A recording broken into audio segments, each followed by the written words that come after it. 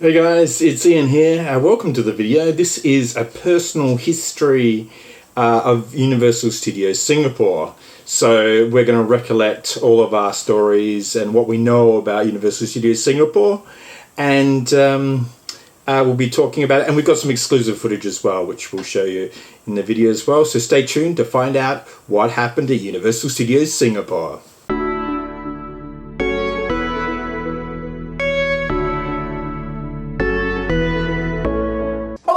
I'm Tim, and this is Perth Theme Park Live. Ian and me are joining you today to talk about Universal Studios Singapore. Now, I've been to Universal Studios Singapore twice, back in 2013 and 2014. Lots changed since then. Obviously, a lot is changing in the future. Singapore is a place I would love to go back to. It's a place you feel very safe travelling to. Universal Studios Singapore is on Sentosa in Singapore, and it is the southernmost point of continental Asia. So you can drive from Malaysia to Singapore, so that's an island, and then you can drive from Singapore to Sentosa, where Resorts World Sentosa is, and the home of Universal Studios Singapore. You can also, so you can drive, you can catch the cable car, and you can also take the monorail as well. I've been going to Sentosa for about 20 years. And there wasn't even Universal Studios were there when I first went. So the first footage you're going to see is actually some photos and video I took of going across on the cable car to Sentosa back in the day. And you can see the earthworks for where the future Universal Studios was going to be. If you didn't know, before Universal Studios, there was actually a place called Volcano Land. And there was also a different kind of monorail that went around the island. I do have some footage of that, but we'll probably play it in future episodes.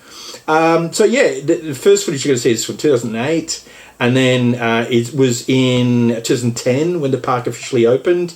It soft opened, and then I think the following year it finally officially opened when certain rides came back online, when certain attractions opened. If I was going to Universal Studios Singapore, get there early. So if it says 10 o'clock open, maybe get there for 9:30 or slightly early, depending if it's holiday season. When you get there for rope drop, they might pick out a family, and you get to meet one of the characters, and they'll say, they'll have the opening words for the park on that day. As you go down, there's like a Main Street Plaza, there's a Universal Studios shop.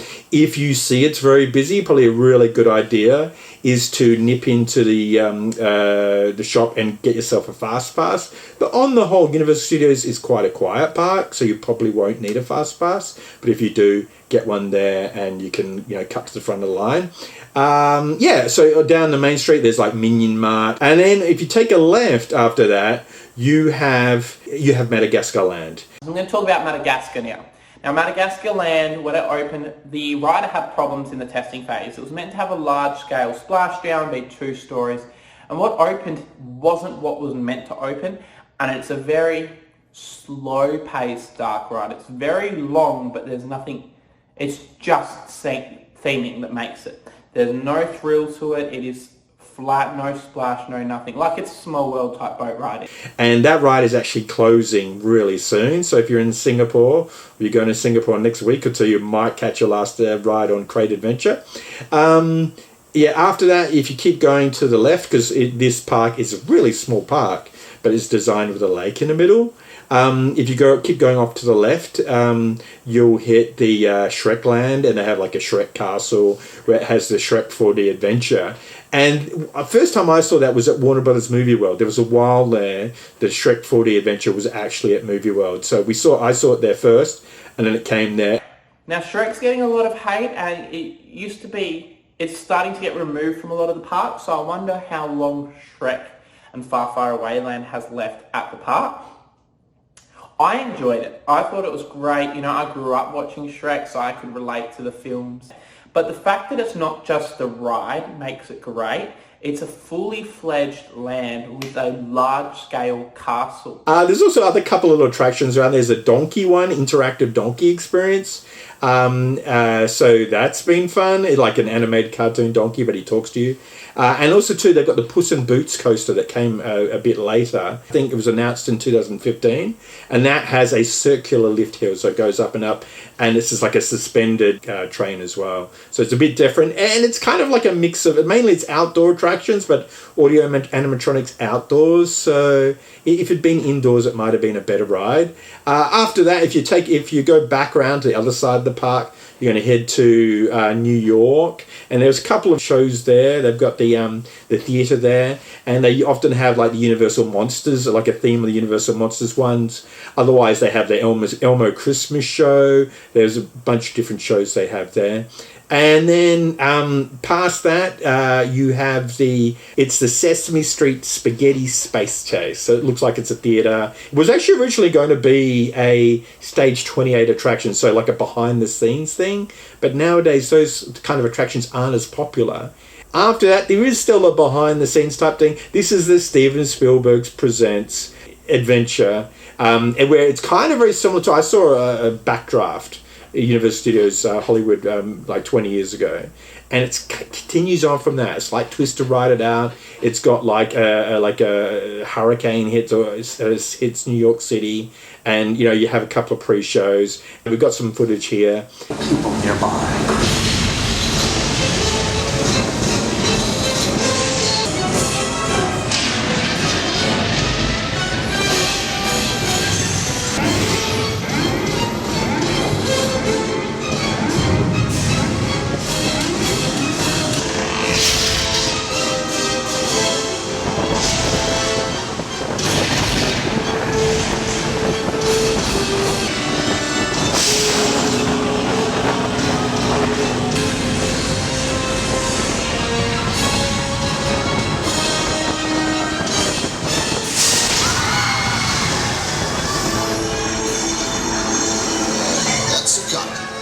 In the New York area, there's Louis Pizza. I always stop off a nice slice of the New York style pizza.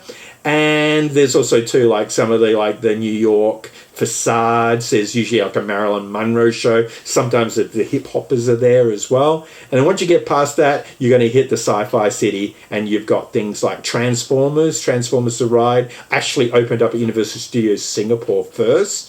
And then also too, you've got the dueling Battlestar Galactica dueling coasters. And Battlestar Galactica is very cool to see. It's such a large-scale thrilling coaster. And the cool thing I like about that is it's a launch lift hill, which you don't normally see on a coaster. Yes, it's had its fair share of problems. It was closed for quite a while, so it opened, and then some seats fell off in testing, supposedly. And then it's been closed for a long time. It had full redesign, new seats, new trains, 2 wide, not 4 wide. And then it finally opened. And since it's reopened the second time, it hasn't really closed since. It's been pretty good. After that, you come to the ancient Egyptian land. And the Mummy here, it's about the equivalent. It's similar to the one in Florida, but and definitely better than the one in Hollywood. So the Mummy ride is an amazing attraction. I love it. It's great fun. It's very well themed in Singapore. It's a giant Egyptian tomb that you're walking into. It's dark, it's scary, it's enjoyable, it goes backwards, it's got flame effects. And with the whole land, it's very well themed, very attention to detail in this area. And then you've got Treasure Riders as well, which goes around with little kids' cars. Very kind of basic, family friendly. It is a slow loader, so if you want to ride that, ride it early. Otherwise, you could be waiting an hour for a very short ride. After that, you hit the Lost World. You've got the Jurassic Park River Adventure, and this is the actually only version of its type in the world. So it's a rapids ride, not the boat ride. And it's cool being something different to the others, but still the same type of feel. And it's a great attraction, and who doesn't love Jurassic Park? You've also got Canopy Flyer, which we got some footage of here. Canopy Flyer is a small little kind of coaster. It has 4 seats. You can go facing forward or facing backward.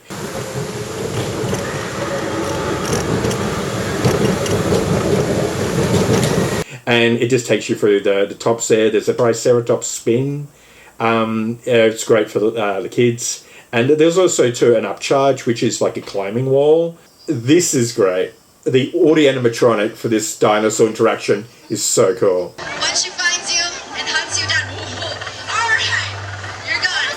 Now, Puss, just remember, don't get too close to the dinosaur, okay? She does have that very powerful tail. Are you alright? I love the way the presenter really sells the live aspect of the dinosaur. And finally, we have Waterworld, based on the Kevin Costner film from the 90s. The film is nothing to write home about. The stage show, completely different. One of the best stunt shows in the world. So much fun. Don't sit in the splash zone, but you enjoy watching the people who do. It's crazy. These guys, the pre-show entertainment, it's the best. You need to get there early just to see these guys.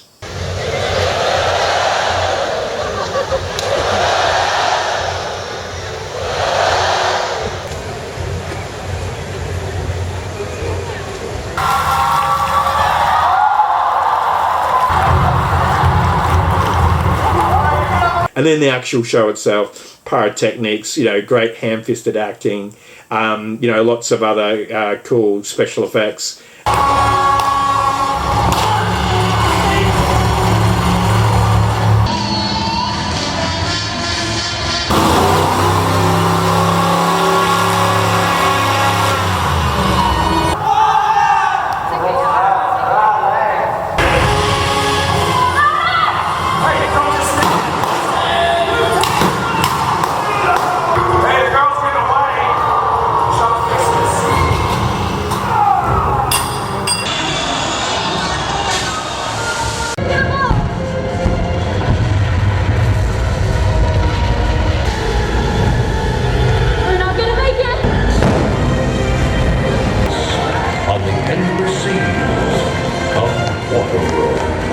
So thank you for tuning in today. This is a different style video, but it's good to talk about some big theme parks that are very close to our doorstep internationally, especially from Perth. Singapore's not that far of a flight away. It's about 4 or 5 hours, and I'm sure we might do a video down the track of Singapore itself. But University of Singapore is a must-do if you're in Singapore or contemplating a theme park, but you don't want to travel to America or the distance and cost associated with going a lot further. And as always, make sure you like, subscribe, and hit that bell for notifications on when there is a video ready for you to view. Thanks for watching, guys, and we'll catch you next week. See you then.